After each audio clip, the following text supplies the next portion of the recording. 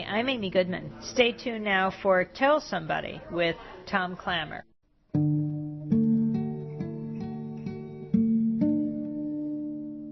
When we lose sight of what's best and we make loyalty to the team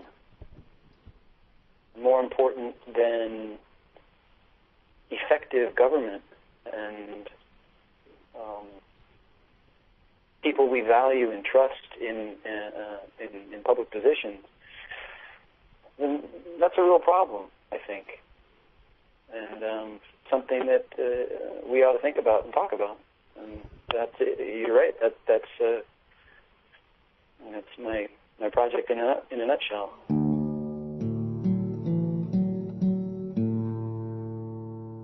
On this November 2014 podcast edition of Tell Somebody, we hear from Joe McGovern, a self-described liberal Democrat on the road looking for conservative Republicans. Stand by for Tell Somebody.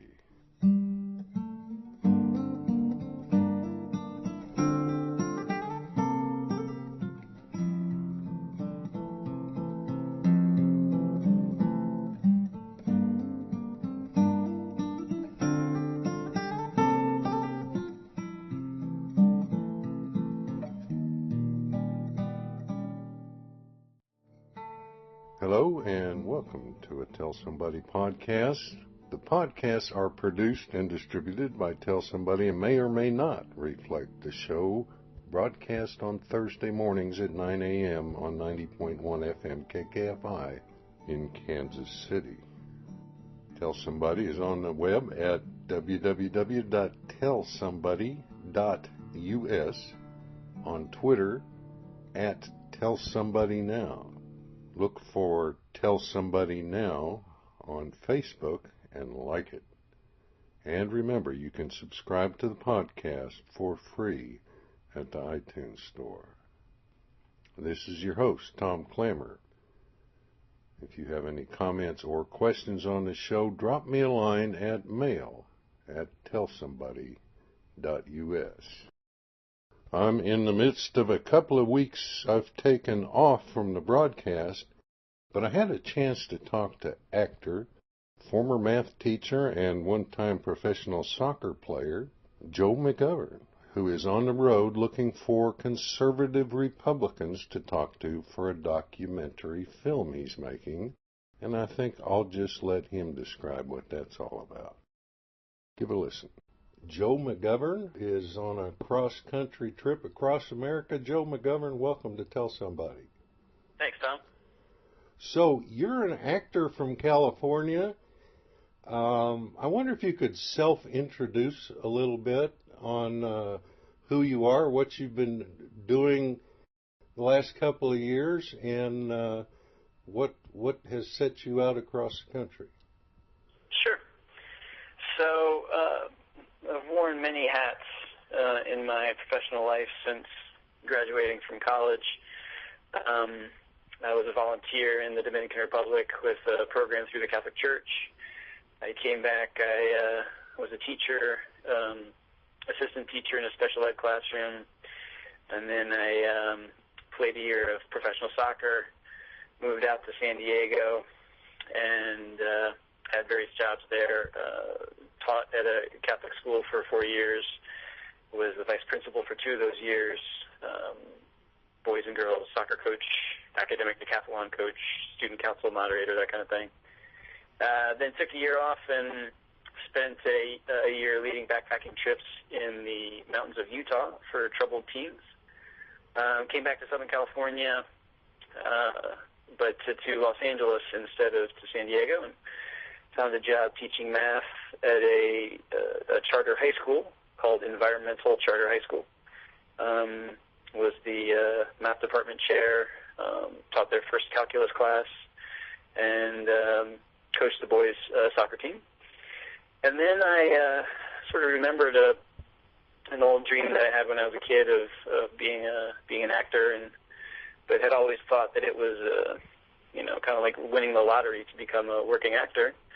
But living in Los Angeles, I met a lot of working actors and realized it was something that was within the realm of possibility. So I quit teaching and started tutoring math to pay the bills while I went to various acting schools and classes and got my foot in the door in the acting world. And since then, in the last 8 years, I guess I've been tutoring math and acting, and done about a dozen commercials or so, had little small parts on some TV shows, Private Practice, Scandal, and I was on Grey's Anatomy a couple weeks ago.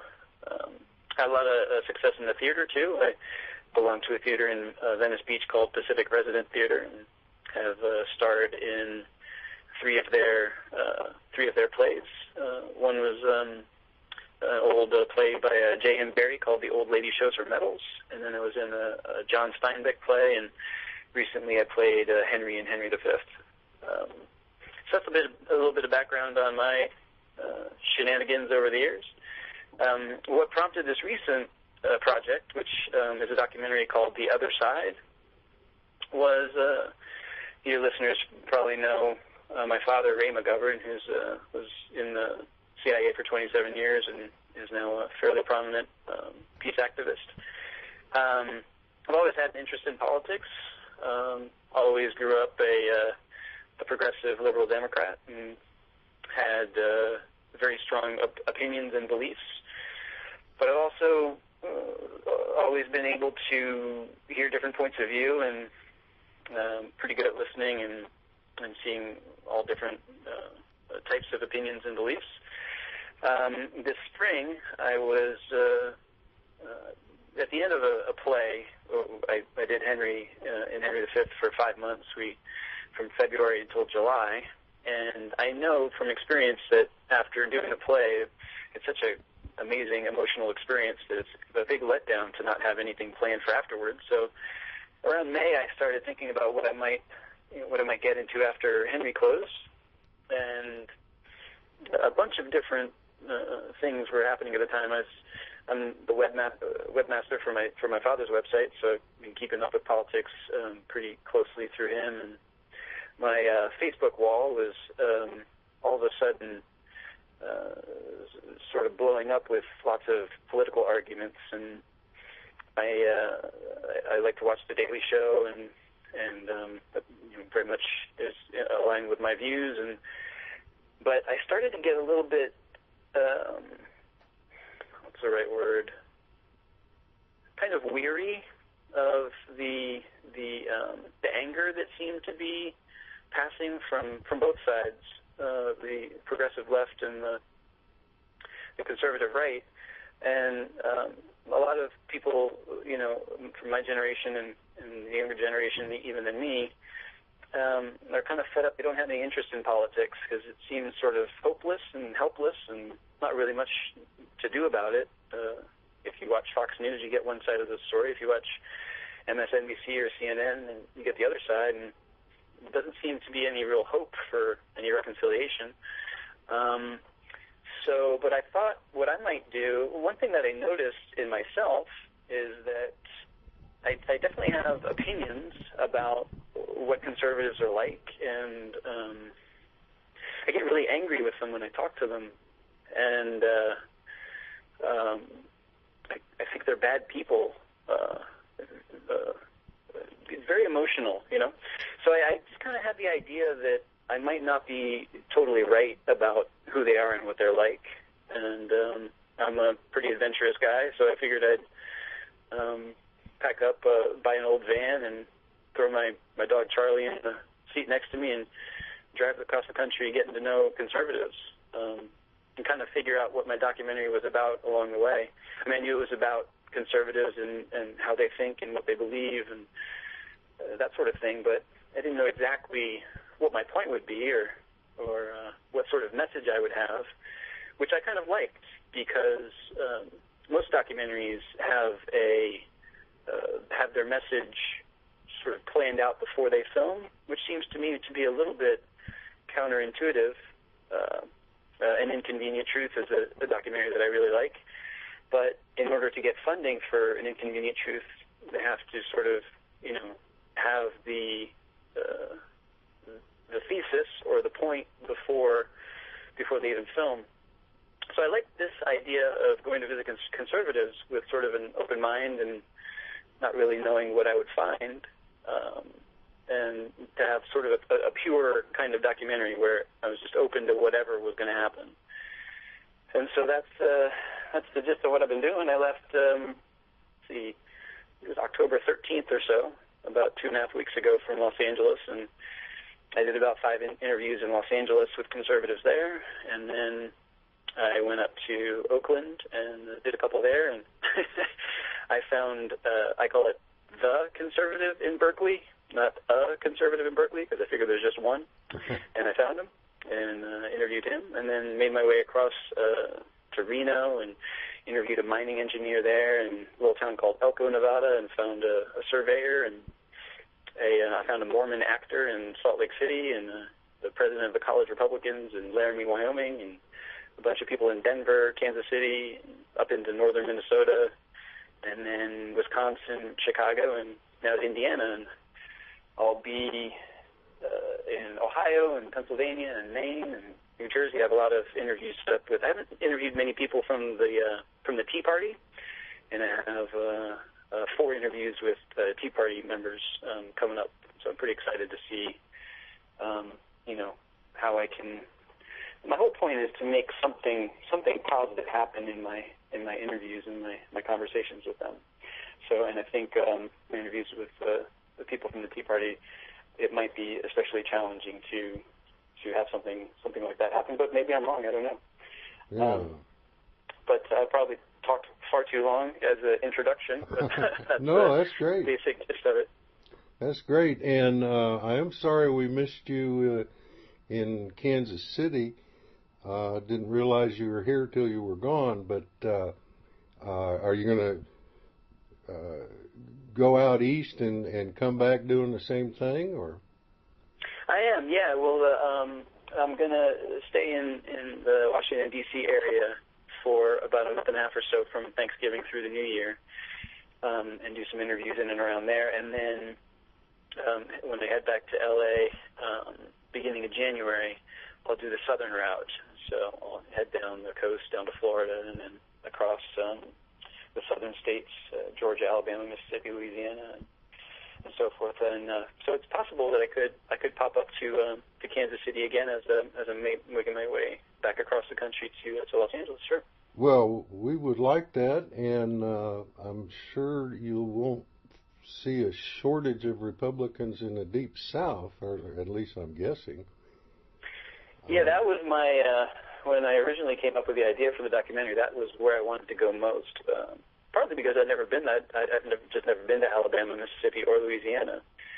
So, and that's sort of my impression, and I've learned in my travels that my impressions are frequently not entirely accurate, but my impression is that that's where a lot of the, sort of the home of republicanism and conservatism is in those states, so I'm excited to get there.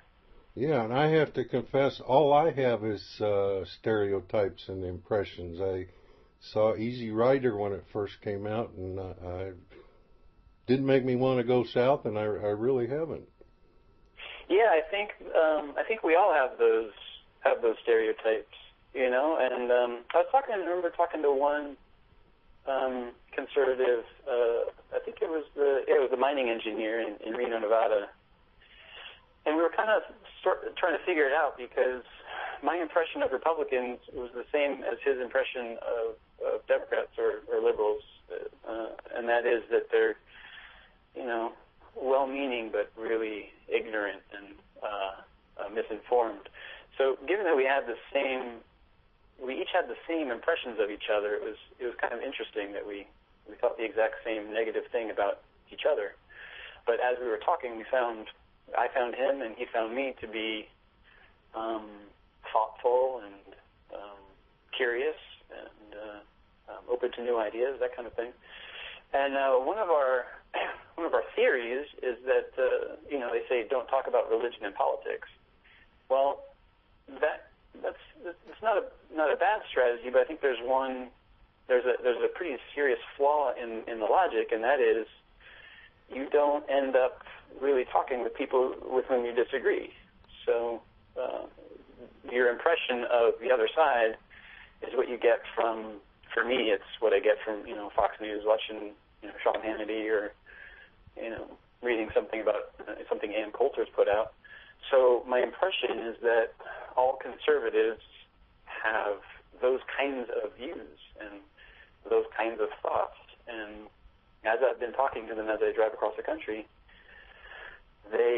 some of them do, but most of them don't. Most of them are they're very diverse too. The kid that I interviewed in Laramie at the University of Wyoming, the president of the College Republicans, he had been in the military, and he'd done a tour in Iraq and Afghanistan, and he was we talked about gay marriage, and he was pro-gay marriage, and I was curious about that. How did you become pro-gay marriage, being A, from Wyoming, and B, in the military?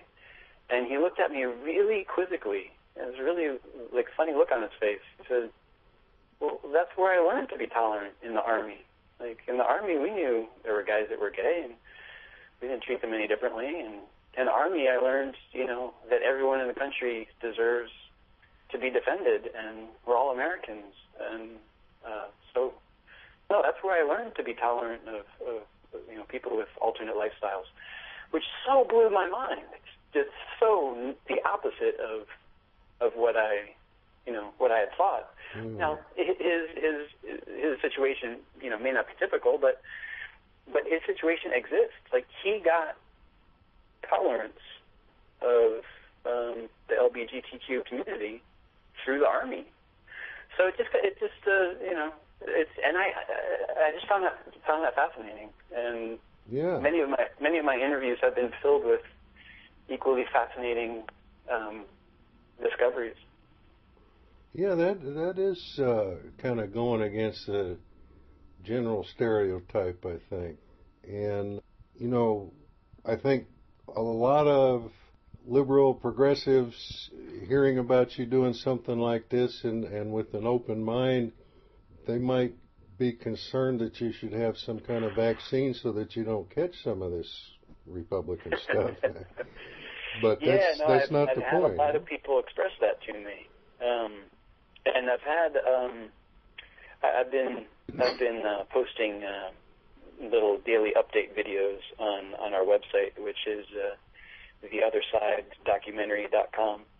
And in order to keep costs low, I've been funded through a crowdsourcing campaign that I've got on one of the crowdsourcing websites. I've been staying with friends and family, and also camping in Walmart parking lots. I've got my van configured so that I've got a fold-out bed in the back that I can sleep on. And Walmart allows people in RVs as they're traveling across the country to stay overnight in their parking lots if they need to. So I've been taking full advantage of that in order to keep costs low, so that I can pay for the trip. And one morning I woke up in a Walmart parking lot, and I was next to 3 other RVs, and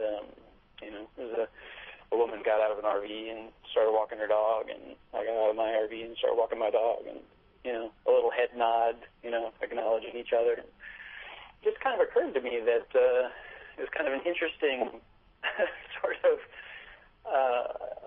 accidental community of Walmart RV campers. So in my daily update video that day, I was sort of reflecting on our progressive stance against Walmart and all the things that my friends and I really criticize Walmart for, low wages, and the discouragement about unions and making products overseas and stuff like that. But here was a positive about Walmart, was this little RV community that they had sort of sourced for us. So it's kind of like just kind of riffing off the top of my head in my update video, and I got it generated a lot of discussion. Some of my progressive friends were pretty I wouldn't say upset, but concerned about what I said about Walmart. And I should be more clear. What I said is that here's something positive. Walmart has definitely changed the landscape of the small town America in a way that is not very good for the community. But I, as a progressive, I think often to myself about big oil and how they should change to greener energies. And it's tough to change. If you have a monopoly on a market, like let's say you're Exxon or Mobil or Shell or something, and you have this very profitable business, and we are asking you to change your business over into a fuel source that is better for our planet, and that's change, and change is hard. And my attitude towards that is, hey, bud, sorry, but change is tough. You should try and get in on the ground floor of a green energy company. You should start investing in green energy and do that. But as I'm sitting in the Walmart parking lot, and Walmart is changing the landscape of the small town, and I just was thinking out loud as I was doing the video. Maybe there's a little bit of hypocrisy in my progressive view. If I'm telling the head of Mobil, hey man, change is tough, but then I see some change that I'm not willing to deal with vis-a-vis the Walmart changing the landscape of the small town. There seemed to me to be a little bit of maybe hypocrisy in that, and I expressed that in my video. But I did get a lot of blowback from some of my progressive friends. Now, it started a conversation which was a good one and an interesting one, and but there was, the progressive left has always been my home, and I have gotten a little bit of like some criticism from that side for what I'm doing, and as long as it's all in a spirit of conversation and an open dialogue, which it was, then I think that's good. And but I do worry to myself sometimes, like, I wonder if anyone's going to want to watch this movie, or who is my audience going to be? And I just kind of have trusted. I just sort of always rest in the trust that what happens in my interviews and how I feel after I'm done with an interview, there's something happening in what I'm doing, something positive, and so I just kind of always fall back on that and trust that my intuition is right and that there's something to what I'm doing. Yeah, I did see that particular Walmart episode that you mentioned, and let me repeat what you said, that this is you post these at www.theothersidedocumentary.com, and that one struck me maybe more than the other ones I'd watched too, in much the ways that you just described. I can sort of see the hypocrisy that you suggested that some of us might have, but also I don't want to let go of the idea that, yes, we have to deal with change, but I don't want to accept the parts of the change like how, in effect, taxpayers are subsidizing Walmart because they don't pay their workers enough that, they're on food stamps or some other kind of government support that, in effect, is welfare for Walmart. Yeah, exactly, and that was one of the points that a few of my friends had made, and were good points that I had forgotten really when I made that video. So in subsequent the video, sort of after that, I mention it, and in my emails back and forth with my friends, I did, acknowledge that in that moment I was thinking more of the feeling that I had waking up, next to the other guys in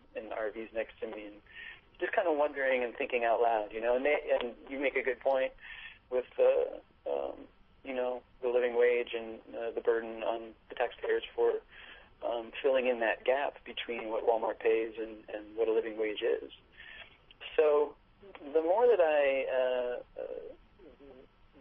do this, the more conversations I have, the more I realize, or the more that I'm thinking, how attractive it would be to be able to look at all of the facts. I think that we as progressives need to sometimes ignore or diminish certain facts or certain statistics in order to maintain our position. And likewise on the other side, on the conservative right. So for me, I'm becoming increasingly attracted to people who have the ability to see the complexity of situations. When I hear Walmart is evil, I start to think, okay, can we talk about Walmart and how it affects our communities in a specific way, and instead of hyperbole and blanket statements like this, which I have always criticized the radical right for. You're just a socialist or a bleeding heart liberal or something like that. I'm just starting to. I'm a big fan of being responsible in our speech too, so that we can criticize Walmart and fight for a minimum wage that makes sense, a living wage. We can fight for those things without demonizing the corporation or falling into that hyperbole, which I think is so frequent. And I think why a lot of people my age aren't really that interested in politics. It just seems to be filled with anger. I come from a math background. I was a math teacher, and math is about precision. So when I hear Walmart is evil, that doesn't seem precise to me. And that's, you didn't say that, and most people don't say that, but I do hear that from our side. Sure. And likewise from the right. I had an interview in northern Minnesota with a couple that own some car dealerships and stuff like that. And when they were, most of the time in my interviews, I just listen and try to, understand where they're coming from and their point of view. But in this one conversation, the woman kept. Not kept, but at one point she fell victim to hyperbole and sort of the talking point. And I said to her, listen, this is why we get angry with you, is because you're not specific sometimes. So, can you be specific instead of, Obama is ruining the country or we're headed in the wrong direction? What does that mean? I want to understand, how you feel about that. And then she got down to the specifics, and I could see when she started to talk specifics, I could see what value she had that was threatened by Obama, by something that Obama had done. So that to me is a valuable conversation that I can have when I can see that, and it becomes specific. We can talk about specific, when he said this, I felt this because. I think what she said is, I can't remember. There was something like, Obama said Ebola would not come to our shores. And then someone in the United States got Ebola, so she can't trust him because he lied. So now I can argue with her about, Ebola and how, I could bring up Reagan and AIDS and how long he ignored that horrible disease, and we can go tit for tat on who's the worst, whose guy is worse, your guy Reagan or my guy Obama.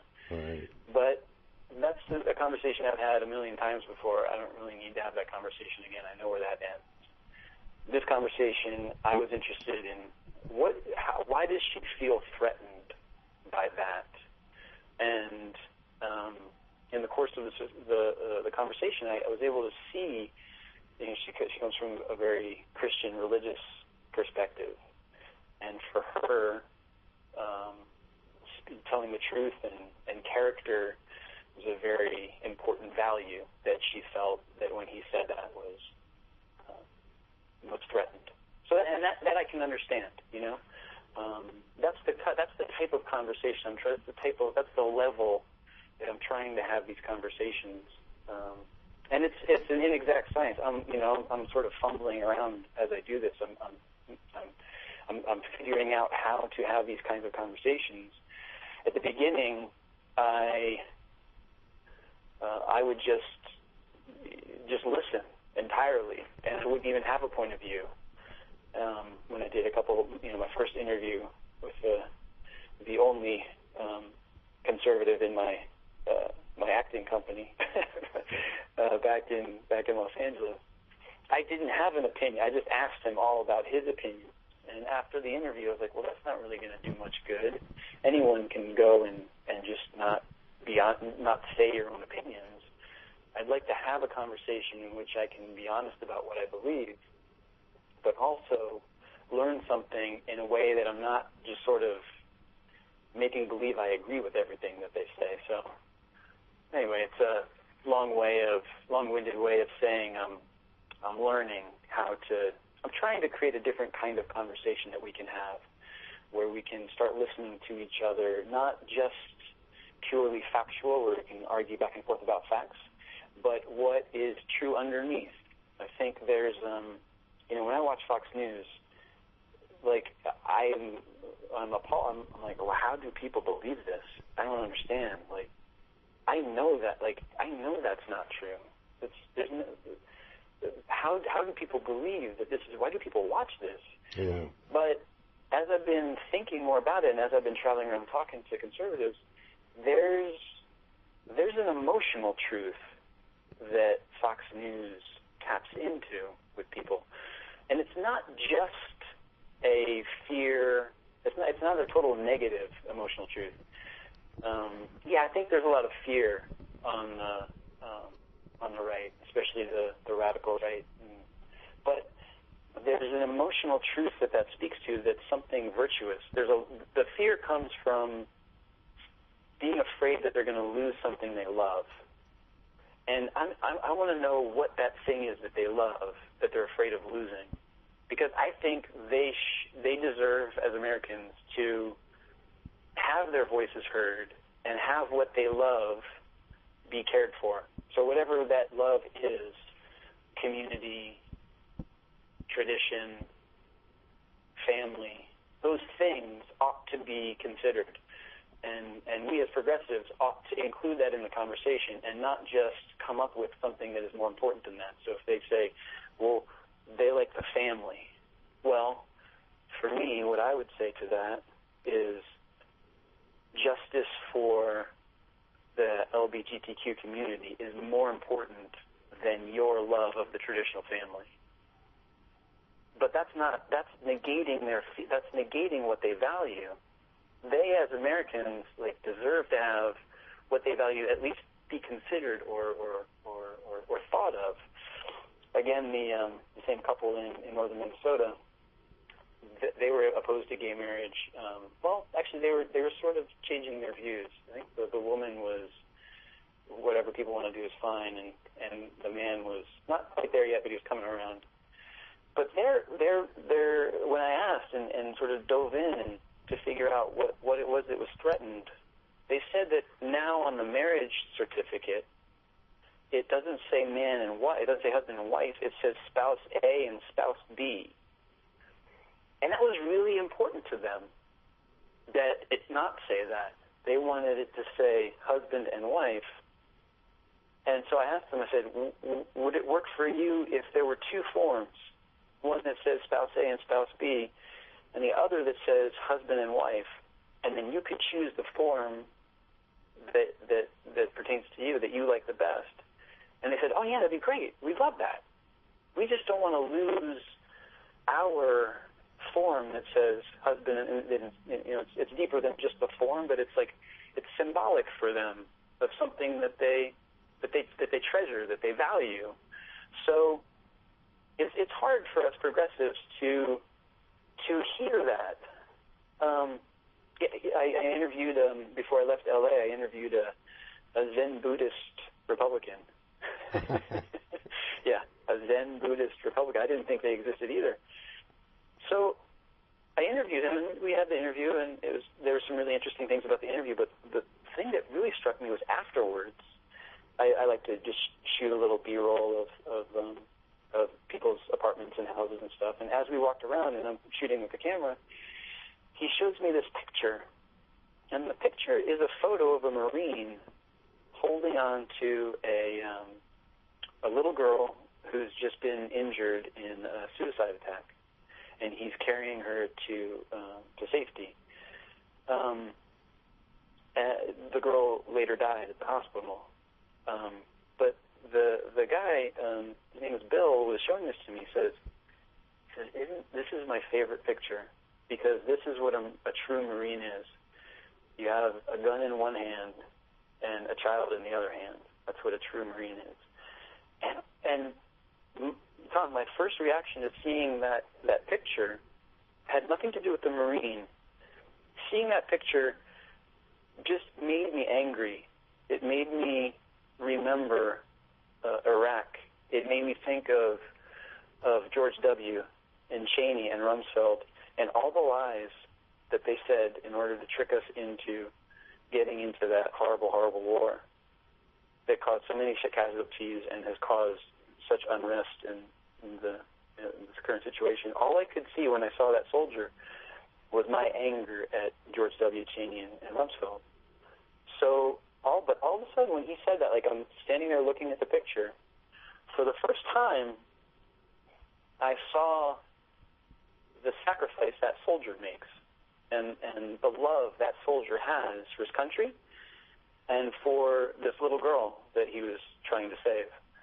It's really hard to be anti-war and pro-soldier. It's really hard to do that. It's hard to keep your mind from instantly going to anger at war when there's a person there, a Marine, who is sacrificing, risking his life for something that he believes in, and that something being service to country and in that moment saving that girl. So it was a really eye-opening experience for me to see, like, we say, us on the left, we say we're anti-war, we hate war, but we love the people, we love the soldiers, but I don't know that we're really accurate about that, I wasn't. In that moment, I saw how hard it was to separate my anger at war and my anger at the Iraq situation from this soldier, a human being. He wasn't even a human being. He was just a symbol of everything that I hated. And in that moment, I something changed. I realized something about myself that was really important. That as much as I profess how much I love people and how I want to fight for dignity for all and poor, rich, black, white, I definitely have a prejudice towards certain people, towards conservatives, towards the soldier, towards wealthy people. And this trip is starting to break down some of those, and it's making me aware of some of the prejudices that I wasn't aware that I had. Yeah, I was much I don't struck. even remember the question you asked that had me ramble on for 20 minutes, but I hope that answered it. No, that's fine. And I was much struck by your observations about, the undeniable falsehoods that are spread around on Fox News, but that there is a genuine and even admirable concerns and fears and so forth that are being appealed to that Yeah, I can't remember exactly how you put that, but I've thought a lot about that, and that I don't know if I want to tar all genuine liberal progressives, but certainly the establishment liberal Democrats, quote unquote liberal, I think a lot of times they're sold out to corporate interests, financial interests, whatever, that this lack of genuineness comes through to a lot of people, but maybe particularly to some of those on the right, and some of us somewhat farther left paper that over because we don't want to surrender to the other side. We want our side to be right even when it's not. I don't know if I made that point very well. Does it make any sense to you? Yeah, no, that's a not very articulate, but no, it was perfect. I'm laughing because I just filmed my daily update for today, and I'm about to post it on Facebook and pop it up to my website and email it to all my funders and that kind of thing. And in it, I actually raised that question. I've been thinking about it for a good part of this trip, and it's become a very poignant question to me, and that is, there's something inherently, let's find the right word, counterproductive to arguing for a side. The point of an argument, it seems to me, would be to win the argument. So you choose a side beforehand, and then you argue for that side. Now, in order to argue for that side, if the other side comes up with a fact or some piece of data that is inconvenient or destructive to my side, in the spirit of argument and in order to continue to try to win and prove my side, I have a couple choices. None of them are good. I can diminish that fact. I can ignore that fact, or I can come up with a fact, and this is what I think most of us do. I can come up with a fact that's more important than that fact. So if we're arguing about welfare or Medicaid or food stamps, if a conservative talks to me about a culture of entitlement, or how some programs have incentives that are counterproductive, I instantly have to bring up the 75-year-old grandmother who's taking care of 6 grandkids and has no way to get a job. And so this person because that's a fact that will beat down their fact about the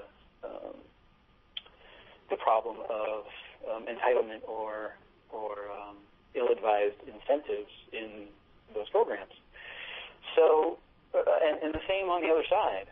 If they make a point about we should limit welfare because people should get a job, well, they're not acknowledging that most of the people on welfare live in a place where there's no jobs. They would have to take 3 bus transfers in order to get to a job in your white suburban neighborhood, make minimum wage, and then take the 3 bus transfers back, and then take care of the 6 kids, and then they're not going to be able to have the energy to instill those family values that you're talking about. So it seems like argument in and of itself, and if you're in an argument to win the argument, you can't actually look at the whole truth. You don't look at reality.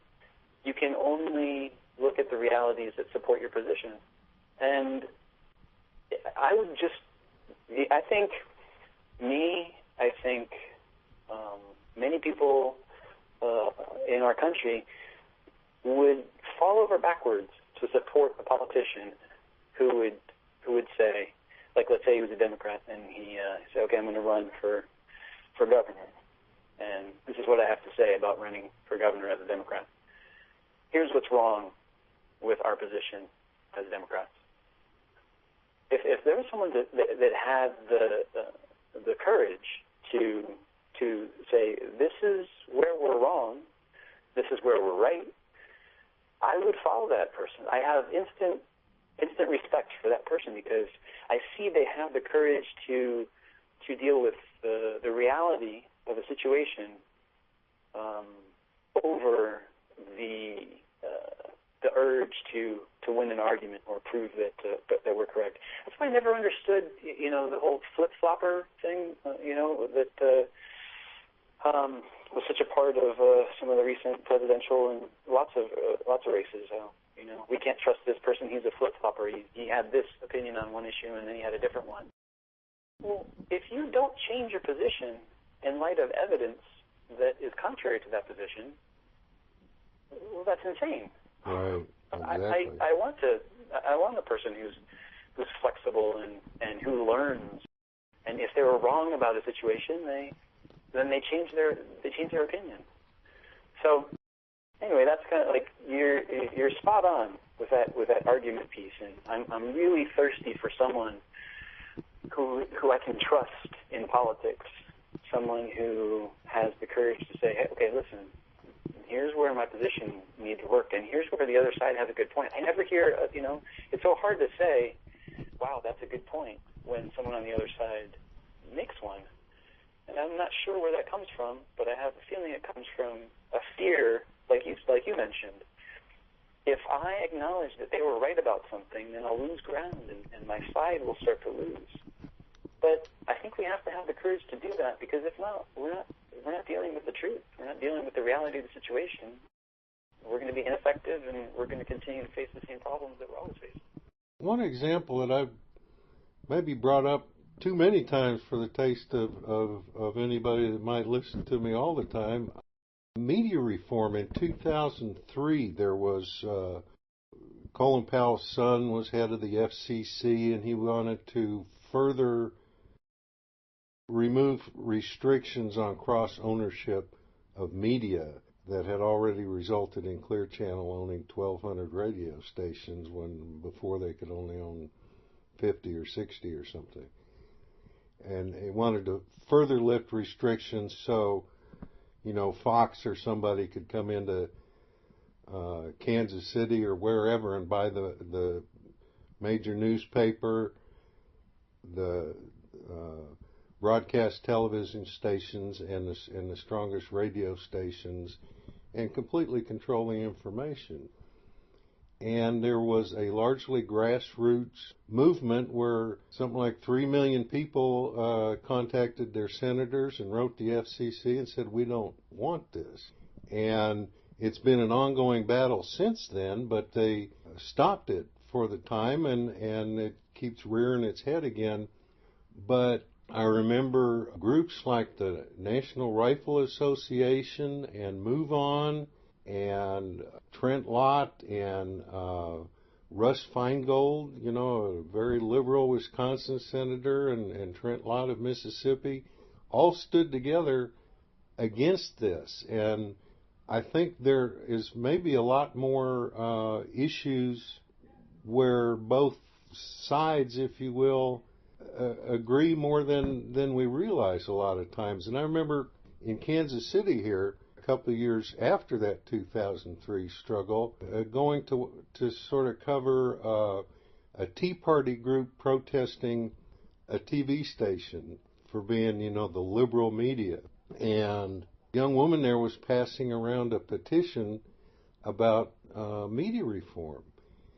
And what I was seeing on the signs and some of what the people were shouting, I thought was utter nonsense. And then I read this petition, and it's something I would have been proud to sign. So I think there's more ways we ought to try to reach outside of our choirs and find out there are things we agree on. And I guess that's what you've been talking about this whole time.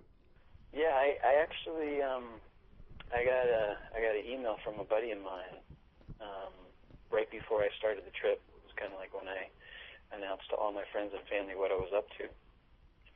And he said, "It sounds like a great project. I got to be honest with you. Like, if I went into the voting booth and there were two names, and one was a Democrat and one was a Republican, and I knew the Republican would do a better job, I would still have a really hard time voting for him or her."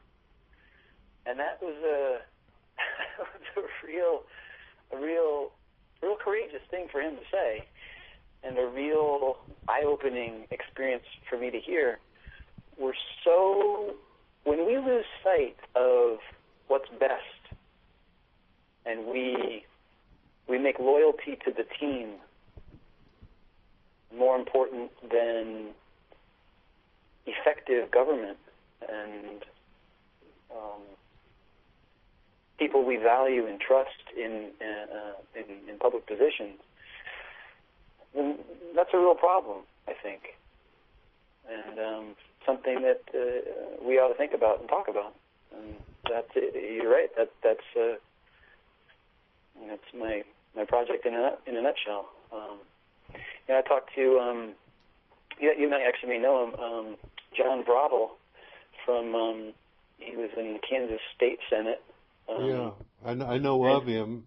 I don't think I ever met him, but I do remember when he was in the Senate, and I think I had some snail mail correspondence with him on something. Yeah, I interviewed him. He just left the Senate in 2012. He started in '98, so he was in the Senate for 14 years, and 12 of those years he was the vice president of the Senate. And he said in the time that he was in the Senate, there was very little difference between the Republicans and Democrats. They knew each other's ideological differences, but they were all pretty much up to the same thing. And when they would argue legislation on the floor, there were certain things that they disagreed on, but for the most part, they were on the same page, and they worked together. When they interviewed him, he said, I can remember very few instances when debate on the floor of the Senate got emotional and got heated. It just seems, but towards the end of his time in the Senate, he said that cooperation, that working togetherness was starting to evaporate. So that's a problem, I think. It has become non-cooperation has become a virtue, and that's not doing us any good, especially as we face the very real and threatening problems that our country faces. The debt and foreign policy and all kinds of different stuff. So I think you're right. I think working together. Now, I do have a problem with the word compromise, and I'm not quite sure. This is sort of a young thought, so it's not fully formed yet. But compromise seems to me to be a little unattractive because, like I was saying earlier, I think when you're addressing a situation or problem that we're facing and you're able to see all aspects of reality, you'll have power. And as progressives, we have to deny certain realities. As conservatives, they have to deny certain realities. But compromise seems to me to be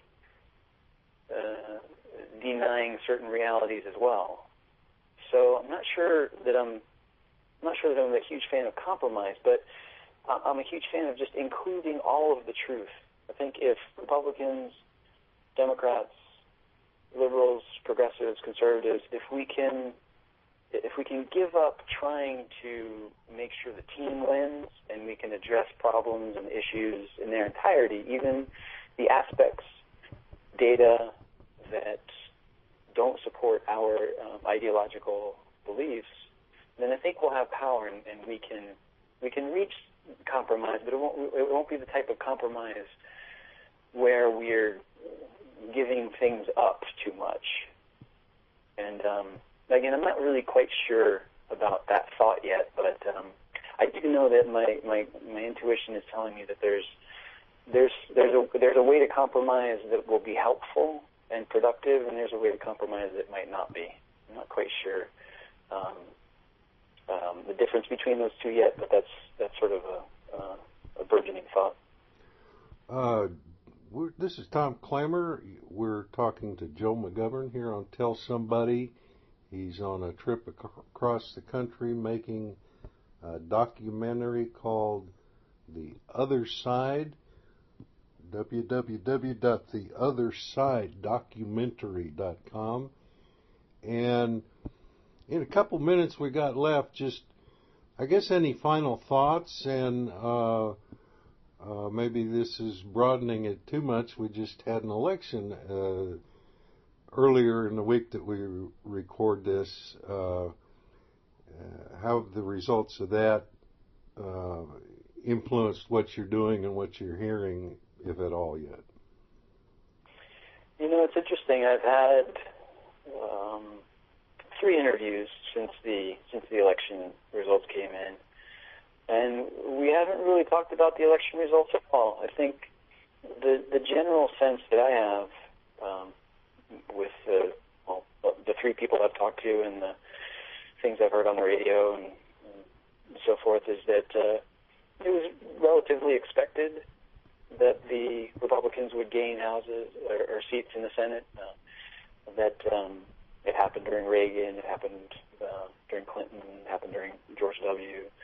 That the president's party in power, the opposite party gained some seats. So it hasn't really been a huge topic of conversation in our in the conversations that I've had with people.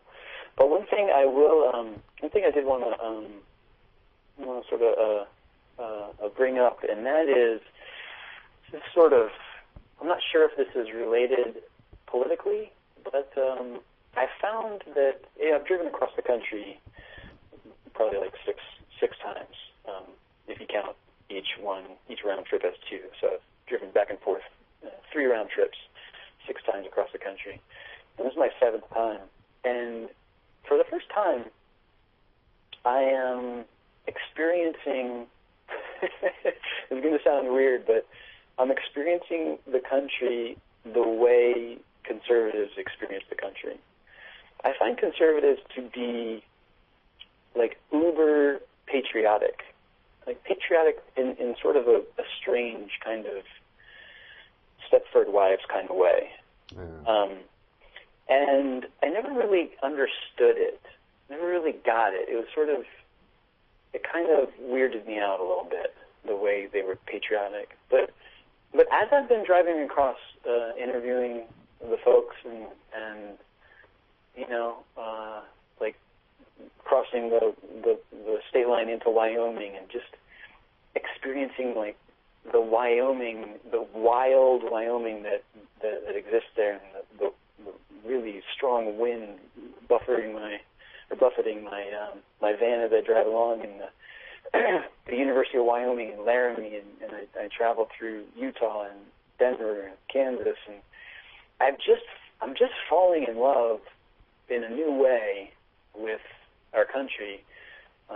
The actual land, like the landscape. Each state has its own. I'm in Indiana right now. Indiana feels completely different from Illinois, where I just was. And there's something really amazing happening for me. And partly I think it has to do with the types of conversations that I'm having and the way that I'm sort of giving up trying to be right and giving up trying to convince other people that I'm right, and I'm just sort of listening and getting to know people, and I'm starting to understand a little bit the Republican patriotism. I'm starting to feel a bit of it myself, for what it's worth.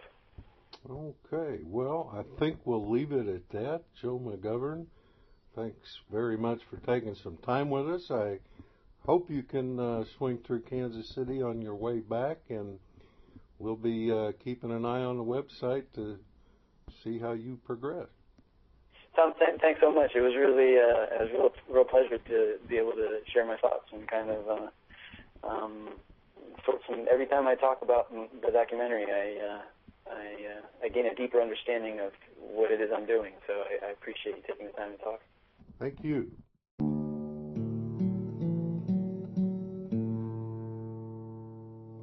Well, that's it. We're out of time. You've been listening to the podcast edition of Tell Somebody, www.tellsomebody.us. Comments or questions, send an email to mail@tellsomebody.us. You can also follow me on Twitter @TellSomebodyNow. The Tell Somebody podcast is produced and distributed by Tell Somebody and may or may not reflect the broadcast of Tell Somebody heard on 90.1 FM KKFI in Kansas City, streaming around the world at www.kkfi.org. I'll be on 90.1 FM KKFI every Thursday morning at 9, right after Democracy Now! If you haven't heard Tell Somebody before, I hope you'll listen again. Check out the podcast and the broadcast. Click on a tile at www.tellsomebody.us for a link to a past show. If you enjoyed the show and appreciated the information you got from it, please tell somebody about the podcast and the broadcast. Spread the word to your friends and contacts by word of mouth or Facebook or Twitter or email list or any other way you can think of. This is Tom Klammer. I'll see you next Thursday at 9 a.m. on Tell Somebody, or anytime you like, at www.tellsomebody.us.